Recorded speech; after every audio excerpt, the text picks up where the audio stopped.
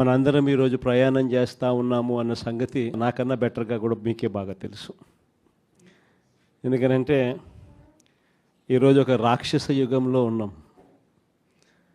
నేను మొన్న నా దగ్గరికి వస్తూ ఉన్నప్పుడు కూడా నేను ఏదో అంటూ ఉంటే, కలియుగంలో రాజకీయాలు చేయాలి అని అంటే ఈ యుగం చంద్రబాబు యుగంలో రాజకీయాలు చేయాలి అని అంటే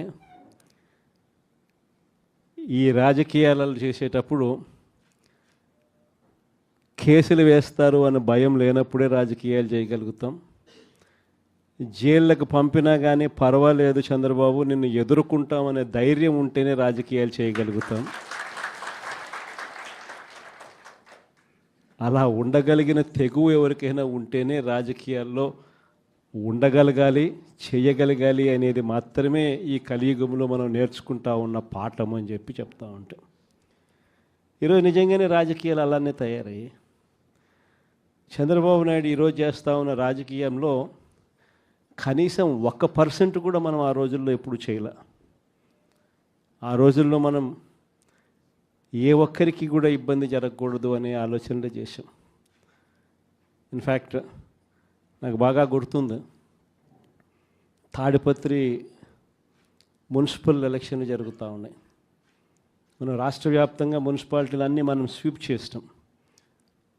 రాష్ట్ర వ్యాప్తంగా జెడ్పీటీసీలు స్వీప్ చేసినాం, ఎంపీటీసీలు స్వీప్ చేసినాం, సర్పంచ్ స్థానాలు స్వీప్ చేసినాం. మున్సిపల్ ఎలక్షన్లలో కూడా మనం ఓడిపోయింది బహుశా రాష్ట్ర వ్యాప్తంగా ఒక 2 మున్సిపాలిటీలు మనం ఓడిపోయినాం. అందులో తాడిపత్రి ఒకటి. వాళ్ళకు 18, మనకు 16. కేవలం వాళ్ళకు తేడా 2. మన ఎమ్మెల్యే వండుకొని అన్న 2 తేడా ఎత్తేద్దామన్నాడు. ఆ రోజు నాకు బాగా గుర్తుంది. అదే నేను ఒప్పుకోలా. మన ఎమ్మెల్యే అయినని కూడా నేను హౌస్ అరెస్ట్ చేయించిన. మన ఎమ్మెల్యేని నేను హౌస్ అరెస్ట్ చేసి ఎన్నిక జరిపించి తాడిపత్రి మున్సిపాలిటీ సవ్యంగా జరిగించి చివరిగా తెలుగుదేశం 18 వాళ్ళకు, 16 మనకు న్యాయబద్ధంగా ప్రజాస్వామ్యబద్ధంగా ఎన్నిక జరిగింది ఆ రోజు. కానీ ఈరోజు చూస్తే పరిస్థితి ఎలా ఉంది అని చెప్పి ఒకసారి చూస్తే, మనమేమో అప్పట్లో జగనన్నకు చెబుదామని చెప్పి ఒక టెలిఫోన్ నెంబర్ ఇచ్చా, స్పందన అని ఒక ప్రోగ్రాం కూడా పెట్టా.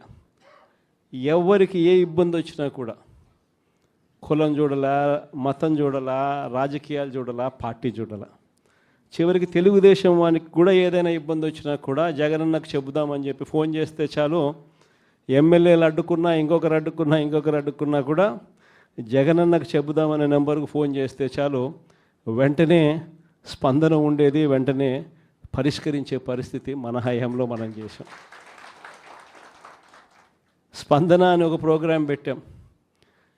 ప్రతి వారము ఆ స్పందన అనే ప్రోగ్రాంలో కలెక్టర్లు ఖచ్చితంగా ఉండేట్టుగా, ఎస్పీలు కరెక్ట్గా ఉండేట్టుగా డేట్ ఇచ్చి ప్రతి వారం రోజు జరిగేట్టుగా చూసుకొని, కలెక్టర్ల దగ్గర నుంచి మొదలైతే మండలాలలో మండల ఇన్ఛార్జీల వరకు కూడా ఆ స్పందన ప్రోగ్రాంలో పార్టిసిపేట్ చేసే పరిస్థితి. ఎవరికి ఏ సమస్య వచ్చినా కూడా స్పందనలో చెప్తే ఆ సమస్య పరిష్కారం అయ్యేదాకా డైరెక్ట్గా సీఎంఓ పర్సూ చేసి ఎందుకు ఈ సమస్య పరిష్కారం కావడం లేదు అని చెప్పి అడిగే పరిస్థితిలో మన పాలన చేసాం. అత్యధికంగా ఆ పొద్దు సాల్వ్ అయింది తెలుగుదేశం పార్టీ వాళ్ళకి సంబంధించిన సమస్యలే.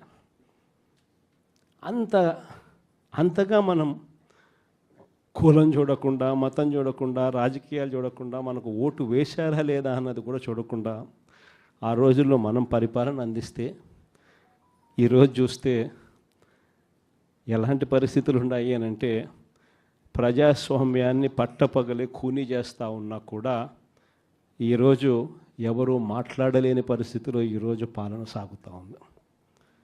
ఇలాంటి పరిస్థితుల్లో ఈరోజు మనం రాజకీయాలు చేస్తూ ఉన్నాం. ఈరోజు మొన్ననే చూసాం తిరువూరు ఎన్నిక, ఇప్పుడు కూడా జరుగుతూ ఉంది. ఇన్ఫ్యాక్ట్ తిరువూరు ఎన్నిక చూస్తే ఆశ్చర్యం కలిగించే నెంబర్స్. ఎందుకు ఎన్నికలు చేస్తూ ఉన్నారో కూడా ఎవరికి అర్థం కాదు. అక్కడ తిరువూరు పరిస్థితి ఏమిటి అని అంటే, 17 వైఎస్ఆర్సీపీ గెలిస్తే 20లో 3 టీడీపీ. మా తెలుగుదేశం పార్టీ ఎక్కడ గెలుస్తుంది, ఎందుకు గెలుస్తుంది, అసలు పోటీ ఎందుకు పెడతా ఉన్నారు? అయినా దాన్ని కూడా లాగేసుకోవాలి అని చెప్పి తాపత్రయంతో బలవంతం చేసి ప్రలోభాలు పెట్టి 17 మందిలో నుంచి ఒక 5 మందిని లాక్కొని చివరికి వైసీపీ 12, తెలుగుదేశం పార్టీ 8కి వచ్చినారు. అక్కడ కూడా ఎన్నిక కూడా ఇప్పటికీ మెజారిటీ మనమే కాబట్టి ఎన్నిక ఎప్పుడైనా మనమే గెలవాలి. ఆ ఎన్నిక కూడా జరగకోకుండా ఏకంగా పోలీసుల ఆధ్వర్యంలో ఎన్నిక ఆపుతూ ఉన్నారు. మన వాళ్ళందరినీ హౌస్ అరెస్టు, వాళ్ళందరినీ రోడ్ల మీదకి తీసుకొచ్చి నిలబెట్టినారు.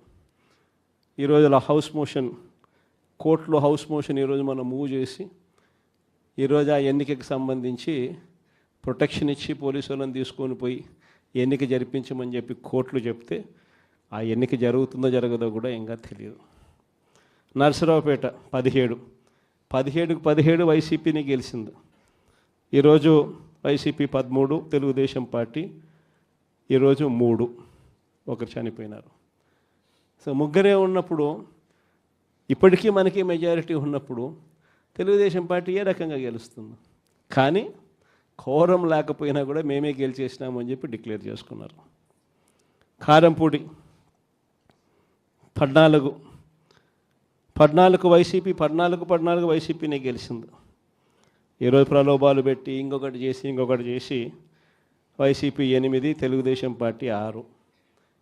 అయినా కూడా మనకే మెజారిటీ ఉంది. అయినా కూడా అక్కడ కూడా కోరం లేకపోయినా కూడా మేమే గెలిచాము అని చెప్పి డిక్లేర్ చేసుకున్న పరిస్థితి. అంతెందుకు కుప్పం మున్సిపాలిటీ దగ్గర నుంచి మొన్న జరిగిన రామకుప్పం ఉప ఎన్నిక దాకా కూడా ఎక్కడ చూసుకున్నా కూడా ఇదే పరిస్థితి. ఈరోజు ఇక్కడే ఉన్నారు. ఎందుకు ఇదే రామగిరి నియోజకవర్గంలో, ఇదే రామగిరి మండలం చూస్తే ప్రకాష్ కాన్స్టిట్యున్సీ, ఇక్కడ వైసీపీకి సంబంధించి 10 మందిలో వైసీపీ 9 గెలిచింది. తెలుగుదేశం పార్టీ గెలిచింది కేవలం 1. మరి అలాంటప్పుడు ఎన్నికెందుకు జరపాల? ప్రజాస్వామ్యంలో ఒక పార్టీ టికెట్ మీద, ఒక పార్టీ బీఫామ్ మీద, ఒక పార్టీ గుర్తు మీద గెలిచినప్పుడు ముఖ్యమంత్రిగా ఉన్న మనమే దాన్ని కాపాడలేని పరిస్థితిలో మనమే పరిపాలన చేస్తూ ఉన్నప్పుడు, మనమే ప్రజాస్వామ్యాన్ని దగ్గరుండి పోలీసులను పెట్టి మరీ కూనీ చేయించమని చెప్పి మనమే ప్రోద్బలం చేస్తూ మళ్ళీ రాజకీయాలు చేస్తూ ఉన్నప్పుడు ఎందుకు ఈ రాజకీయాలు చేస్తూ ఉన్నాం? ఈరోజు ఇదే రామగిరిలో ఇప్పటికీ కూడా 6 మంది మనము, 9 మందిలో 3 వాళ్ళు లాక్కున్నారు. అయినా ఇంకా 6 మంది మనమే మెజారిటీ. ఎన్నిక పెడితే మనమే గెలుస్తాం. కానీ ఎన్నిక పోస్ట్పోన్ చేస్తూ ఉన్నారు. చివరికి కోరం లేదని చెప్పి అది కూడా వాళ్ళ ఖాతాల్లో వేసుకుంటారు. ఇది జరుగుతూ ఉంది. పాలకొల్లు కూడా ఇక్కడికి వచ్చినారు కూడా బలవంతం చేస్తే 18 మందిలో వైసీపీ 14, టీడీపీ 4 గెలిచింది. ఒకరిని లాక్కున్నారు ఎంతో కష్టపడితే. మిగతా వాళ్ళందరూ గట్టిగానే ఉన్నారు. అక్కడ కూడా ఇంకా చేయగలిగింది ఏమీ లేక వదిలేసినట్టున్నారు. ప్రజాస్వామ్యం కూనీ అయిపోయిన పరిస్థితుల మధ్య ఈరోజు మనం అంతా కూడా ఈరోజు ఏకమవుతా ఉన్నాం.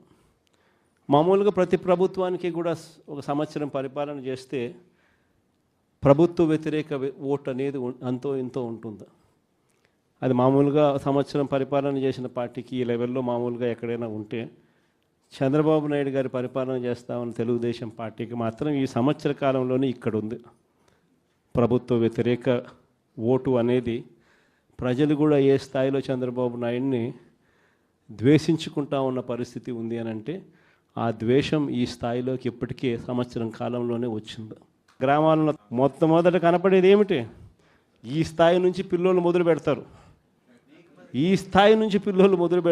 చంద్రబాబు నాయుడుని ప్రశ్నించడం, చంద్రబాబు నాయుడు గారి కార్యకర్తలను ప్రశ్నించడం, చంద్రబాబు గారి నాయకులను ప్రశ్నించడం, ఈ స్థాయి నుంచి చిన్నపిల్లలు సైతం మొదలు పెడతారు.